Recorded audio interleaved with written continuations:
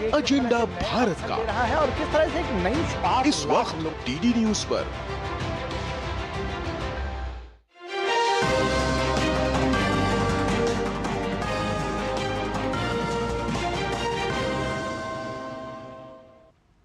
नमस्कार, स्वागत है आप सभी का डीडी न्यूज में। आपके साथ समाचार लेकर हाजिर हूं मैं संध्या शर्मा। आइए बुलेटिन की शुरुआत करते हैं हेडलाइंस के साथ।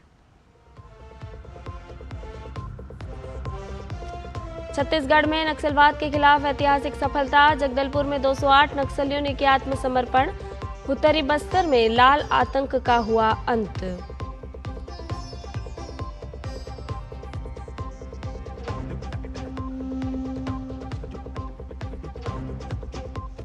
नासिक में स्वदेशी तेजस मार्क 1A का रक्षा मंत्री राजनाथ सिंह ने किया अनावरण। लाइट कॉम्बैट एयरक्राफ्ट का एडवांस वर्जन है तेजस।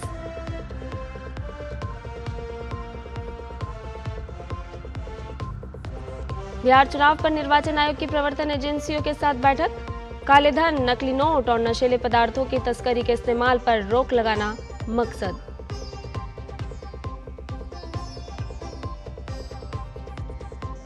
बिहार में आज से अमित शाह की चुनावी रैली, बाकी दलों के धुरंधर भी प्रचार अभियान में कूदे। पहले चरण के चुनाव के लिए नामांकन का आज अंतिम दिन।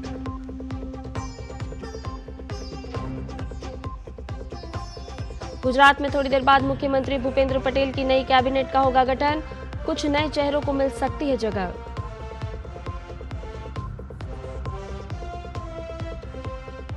और डेनमार्क ओपन में भारतीय खिलाड़ियों पर नजर। सिंगल्स में लक्ष्य सेन और डबल्स में सात्विक चिराग क्वार्टर फाइनल में पहुंचे। लक्ष्य का एलेक्स लानियर से मुकाबला आज।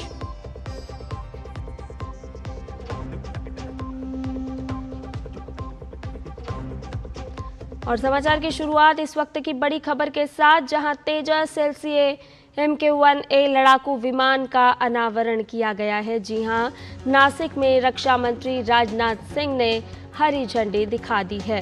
तो नासिक में रक्षा मंत्री राजनाथ सिंह ने इस नए लड़ाकू विमान को हरी झंडी दिखाई, जो अपग्रेडेड तेजस विमान है। रक्षा मंत्री ने लड़ाकू विमानों की पहली उड़ान के ये साक्षी बने और रक्षा मंत्री ने हरी झंडी दिखाई। भारतीय वायुसेना की समग्र शक्ति में और भी इजाफा, नासिक में रक्षा मंत्री राजनाथ सिंह ने झंडी दिखाई। तो वायुसेना की शक्ति में और भी इजाफा, रक्षा मंत्री ने लड़ाकू विमानों की पहली उड़ान को झंडी दिखाते हुए इसके साक्षी भी बने। आपको बता दें कि इसका निर्माण नासिक में हिंदुस्तान एरोनॉटिक्स के नए निर्माण केंद्र में हुआ है। तो आज का दिन वायुसेना के लिए एक बड़ा और महत्वपूर्ण दिन, जहां तेजस LCA MK1A को रक्षा मंत्री राजनाथ सिंह ने नासिक में झंडी दिखाई।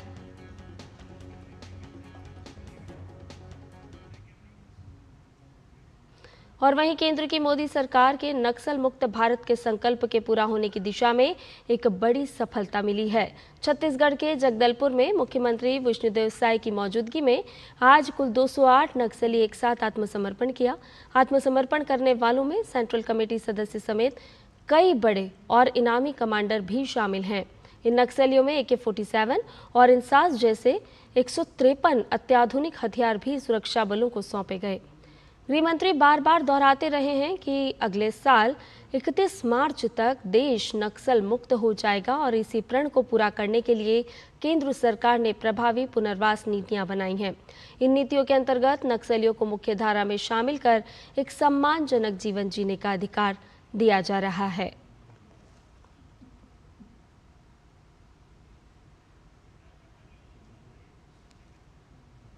बिहार विधानसभा चुनाव से पहले निर्वाचन आयोग पूरी तरह से एक्शन मोड में है। आज आयोग की एक अहम बैठक हो रही है, जिसमें कानून और प्रवर्तन एजेंसियों के शीर्ष अधिकारी शामिल हैं। इस बैठक में इन्फोर्समेंट एजेंसीज की हेड्स कमेटी और सुरक्षा बलों के प्रमुख अधिकारी शामिल होंगे। बिहार के मुख्य सचिव और DGP ऑनलाइन माध्यम से बैठक में जुड़ेंगे। वहीं मुख्य निर्वाचन अधिकारी बिहार भी इसमें भाग लेंगे। कुल 17 विभाग इस समिति में शामिल हो रहे हैं, जिनमें CBDT, CBIC, ED, DRI, CIB, FIUIND, RBI, IBA, NCB, RPF, CISF, BSF, CRPF, SSB, BCAS, AAI और डाक विभाग शामिल हैं। इस बैठक का मकसद है चुनाव के दौरान काले धन, नकली नोट, शराब, ड्रग्स और तस्करी जैसे अवैध साधनों के इस्तेमाल पर रोक लगाना। निर्वाचन आयोग का ये कदम चुनावी प्रक्रिया को निष्पक्ष बनाने और काले धन के प्रभाव को खत्म करने की दिशा में एक बड़ा कदम माना जा रहा है। बिहार विधानसभा चुनाव के पहले चरण के लिए नामांकन दाखिल करने की प्रक्रिया आज समाप्त हो जाएगी। कुल 243 सीटों में से 121 निर्वाचन क्षेत्रों में 6 नवंबर को वोट डाले जाएंगे। 6 नवंबर को पटना, दरभंगा, मधेपुरा, सहरसा, मुजफ्फरपुर, गोपालगंज, सिवान, सारण, वैशाली, समस्तीपुर, बेगूसराय में वोटिंग होगी। इसके अलावा 6 नवंबर को लखीसराय, मुंगेर, शेखपुरा, नालंदा, बक्सर, भोजपुर में मतदान होंगे। 18 अक्टूबर को नामांकन पत्रों की जांच की जाएगी और 20 अक्टूबर तक नाम वापस लिए जा सकते हैं। इसके साथ साथ आपको ये भी बता दें कि पहले चरण के चुनाव में कई हाई प्रोफाइल नाम हैं जिनकी किस्मत दांव पर लगी है। तारापुर से इसमें सम्राट चौधरी शामिल हैं, वहीं लखीसराय से विजय सिन्हा और बांकीपुर से नितिन नबनी। तो पहले चरण का जो मतदान होगा जिसमें उम्मीदवार जिनकी किस्मत इस बार दांव पर है, तेजस्वी यादव राघोपुर से, तेज प्रताप यादव महुआ से और अवध बिहारी चौधरी सिवान से उम्मीदवार हैं। ये ऐसे बड़े नाम और ऐसी चर्चित सीट जिनकी किस्मत इस बार के बिहार चुनाव में दांव पर है। रामकृपाल यादव दानापुर, खेसारी लाल यादव छपरा से और कृष्ण कुमार मंटू भी इस बार चुनाव मैदान में है। 6 नवंबर को 121 सीट पर होने वाले मतदान के लिए तमाम दलों के प्रत्याशियों के नाम तय हो चुके हैं। बात अगर सत्तारूढ़ गठबंधन की जाए तो एनडीए के दिग्गज प्रचार अभियान में जुट चुके हैं।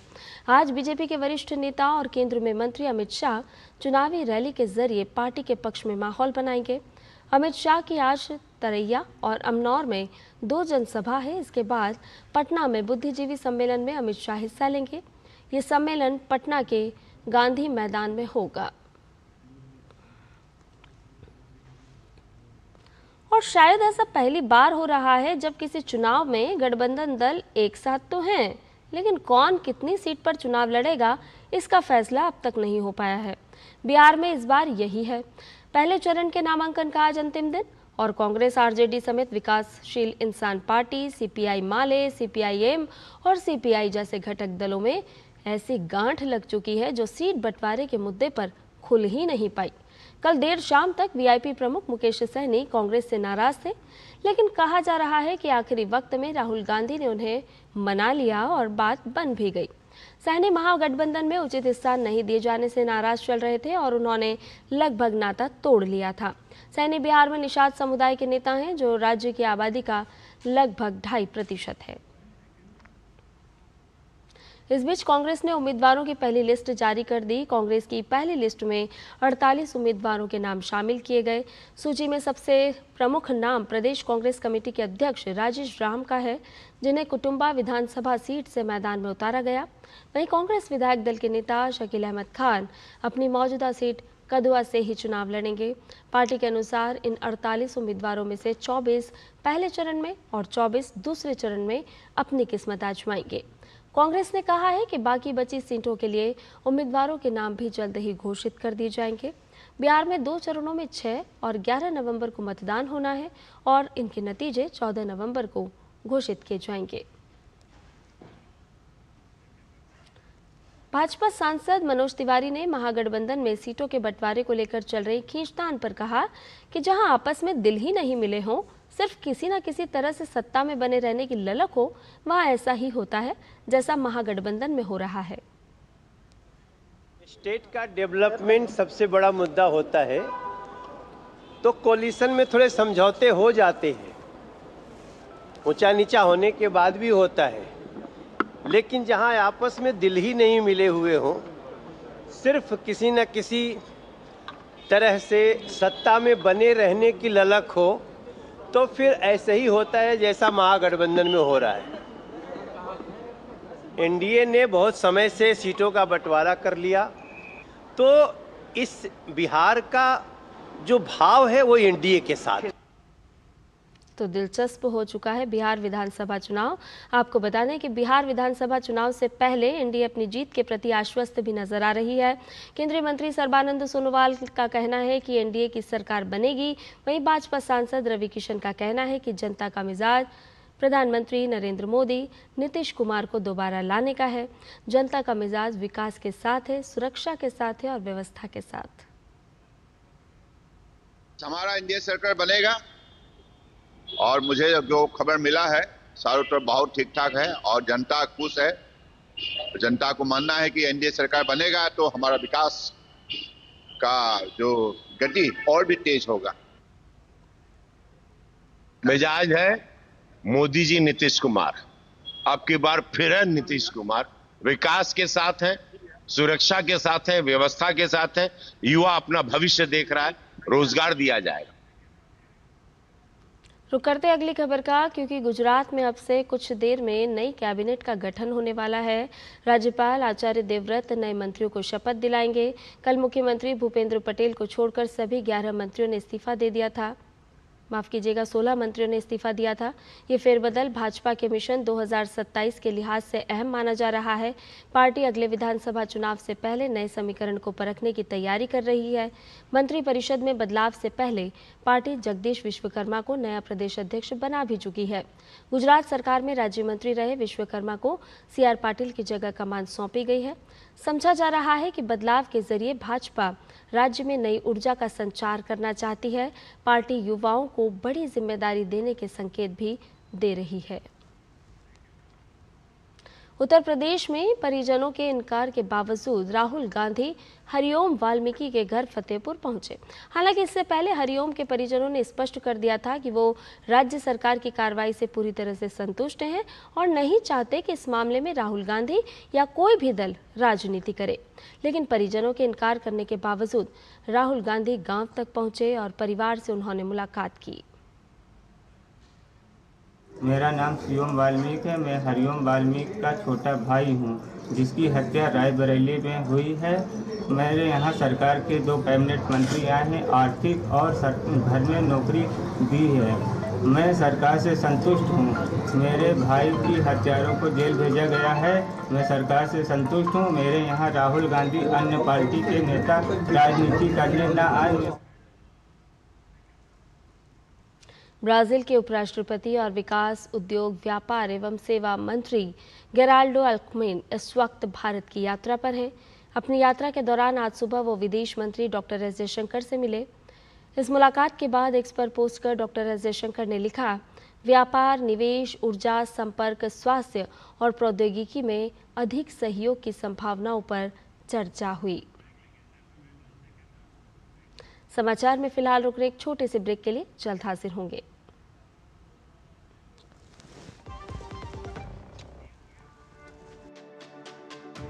मेरी पसंद, मेरी पसंद,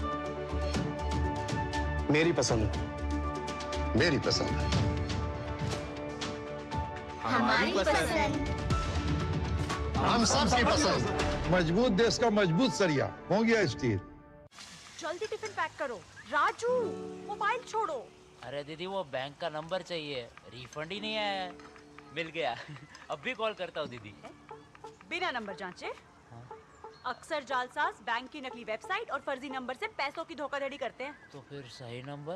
बैंक की ऑफिशियल वेबसाइट या तो कार्ड पर। आपने तो बचा लिया दीदी। काम से नहीं। RBI कहता है, सही वित्तीय बर्ताव करे आपका बचाव।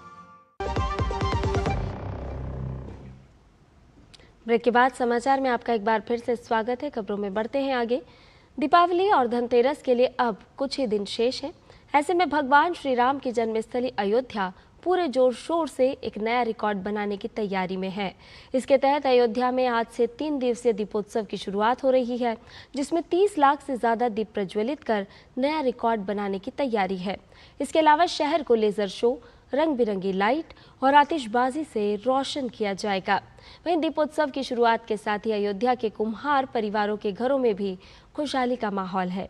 इस आयोजन को सफल बनाने के लिए बड़े स्तर पर मिट्टी के दीपक बनाए जा रहे हैं। अयोध्या में आयोजित दीपोत्सव में कई वीआईपी समेत भारी संख्या में लोग पहुंचेंगे और ऐसे में प्रशासन के द्वारा सुरक्षा की कड़ी व्यवस्था की गई है। इलाके के डीएम और एसएसपी ने अयोध्या में घाटों पर व्यवस्थाओं का निरीक्षण किया। इस मौके पर एसएसपी ने बताया कि आगंतुकों की सुगमता को ध्यान में रखते हुए सुरक्षा के पुख्ता इंतजाम किए गए हैं।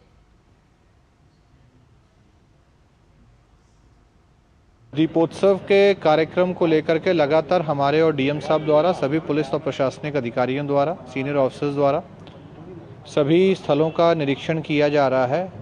आज भी यहाँ पर जो मूवमेंट होना है, पब्लिक का मूवमेंट होना है, जो व्हीकल्स का मूवमेंट होना है, जहाँ से ट्रैफिक रिस्ट्रिक्शंस लगनी है, जहाँ पर पार्किंग्स बननी है और कहाँ पर बाकी कार्यक्रम होने हैं, उस सभी का स्थलीय निरीक्षण किया गया है।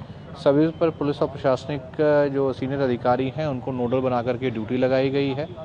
जो यहाँ पर उस कार्यक्रम को लेकर के जो तैयारियां होनी उनका भी जायज़ा लिया गया है। सीसीटीवी कैमरास और बाकी जो हमारे सर्विलांस के जो इक्विपमेंट्स हैं उनको भी देखा जा रहा है। इस पूरे परिसर को और पूरे क्षेत्र को, पूरे अयोध्या धाम क्षेत्र को कैसे एक सुरक्षित क्षेत्र बना करके यहाँ पर सभी वीआईपी, आम श्रद्धालु और जो इनवाइटीज़ हैं उनके आवागमन को सुखद बनाया जा सके, इसके लिए पूरी तैयारियां की जा रही हैं।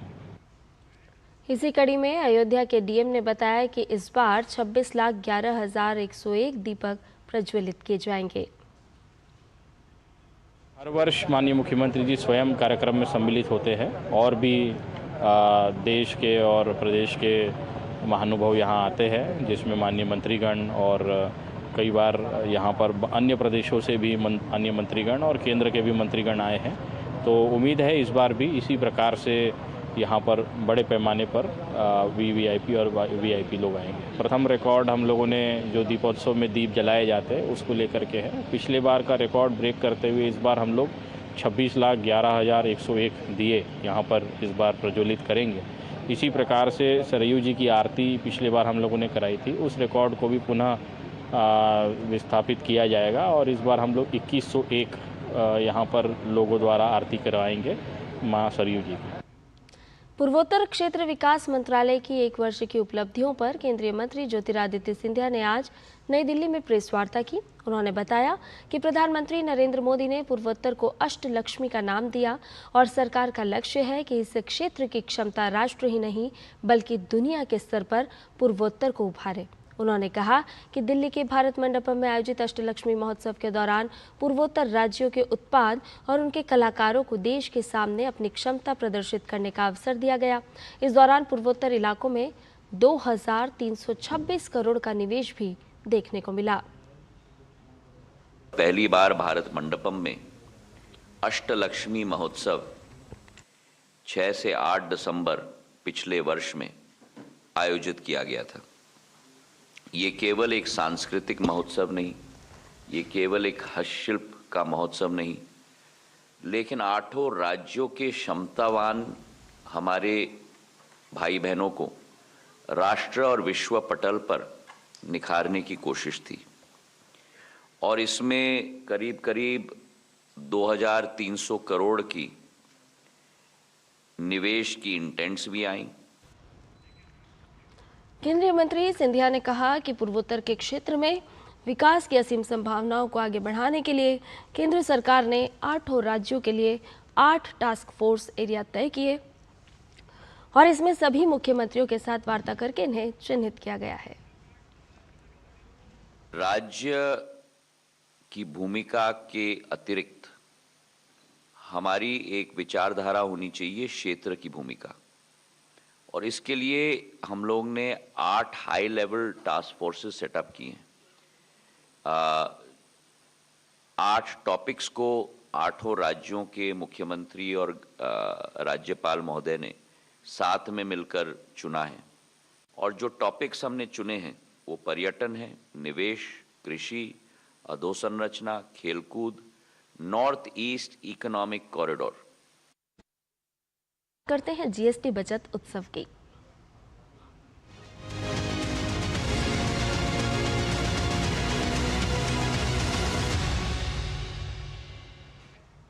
जीएसटी के दरों में सुधार से वाहनों के दाम भी कम हो गए हैं। एआरटीओ वाराणसी ने बताया कि दरों में कटौती के कारण वाहनों की खरीदी बढ़ी है। सरकार का जो उद्देश्य है उस हिसाब से देखा जाए तो जीएसटी के जो छूट दी गई है उससे जो हमारी गाड़ियों की दरें हैं, टैक्स कम हुआ है, उससे कम हुई है, जो प्राइस कम हुआ है और लोगों का रुझान भी गाड़ी खरीद के तरफ बढ़ा भी है। और जहाँ तक किसी की गाड़ियों का है, चाहे ट्रैक्टर है, तो निश्चित रूप से उनकी जब गाड़ियों का प्राइस कम होता है तो लोग उनको खरीदने की स्थिति में रहते हैं और एक लुभावने अवसर के रूप में भी देखते हैं। तो निश्चित रूप से जीएसटी का जो छूट प्रदान किया गया है सरकार की तरफ से एक अच्छा प्रयास भी रहा है और इसका लाभ आम जनता को मिल रहा है। जीएसटी बदलावों के साथ देश का हर शहर, हर गांव लाभान्वित है, जिसमें देश का प्राचीनतम शहर वाराणसी भी शामिल है। यहाँ त्योहारों के सीजन में जबरदस्त खरीदारी देखने को मिल रही है, जिसकी वजह से व्यापारी वर्ग में खासा उत्साह है। कार्य में था तो उसमें रजिस्ट्रेशन पे कोई टैक्स नहीं लगता था, जो था खाली जीएसटी था। जीएसटी में भी मुनाफा के कारण ये हुआ है कि 50-60 हज़ार के नियर अबाउट, 40 हज़ार के नियर अबाउट ट्रैक्टर पे छूट आया है। तो उसका फायदा ये मिल रहा है कि जो भी किसान है जो पहले पुराना गाड़ी खोजते थे, आज के समय कहीं ना कहीं वो नया गाड़ी की तरफ उत्तेजित हो रहे हैं, क्योंकि कहीं ना कहीं उनके बजट में वो आ जा रहा है। तो ये एक प्लस पॉइंट दिख रहा है और इसी के कारण पिछले साल की अपेक्षा इस साल सेल बढ़ रहा है। हम लोग जीएसटी सुधार से किसानों को भी बड़ी राहत मिली है। कृषि कार्यों से जुड़े उपकरण सस्ते हुए हैं, जिससे किसानों को कम मेहनत से ज्यादा लाभ मिल रहा है। मैं एक किसान हूँ, मेरे पास पुराना ट्रैक्टर था, उसको बेच करके अभी सरकार ने जो जीएसटी कम किया है उसकी वजह से जो है 40-50 हज़ार का फायदा हो रहा था। तो हमने इस दिवाली पे नया ट्रैक्टर लेने का प्लान किया है और आज नया ट्रैक्टर ले जा रहा हूँ।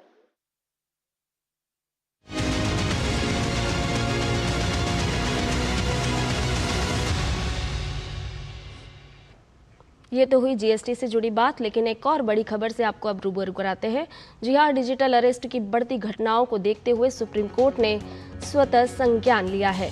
जी हाँ, इस वक्त की एक बड़ी खबर आ रही है, जहां डिजिटल अरेस्ट संबंधी घटनाओं पर सुप्रीम कोर्ट ने सुनवाई के दौरान बड़ा फैसला लिया, स्वतः संज्ञान लिया।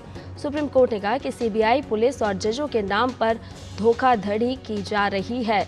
तो डिजिटल अरेस्ट की जिस तरह से लगातार मामले और घटनाएं बढ़ रहे हैं, उसको लेकर के सुप्रीम कोर्ट ने स्वतः संज्ञान लिया है। वहाँ संस्थानों और लोगों में विश्वास को लेकर के भी टिप्पणी की गई है। डिजिटल अरेस्ट की बढ़ती घटनाओं पर सुप्रीम कोर्ट ने स्वतः संज्ञान लिया है। सुप्रीम कोर्ट ने कहा कि सीबीआई, पुलिस और जजों के नाम पर धोखाधड़ी की घटनाएं लगातार बढ़ते जा रही है। संस्थानों और लोगों के विश्वास पर सीधा हमला हो रहा है। तो डिजिटल अरेस्ट की जिस तरह से लगातार घटनाएं बढ़ रही हैं, उसमें लगातार हम देख रहे हैं कि सीबीआई, पुलिस, जजों के नाम पर बड़े मामले सामने आ रहे हैं, धोखाधड़ी की जा रही है।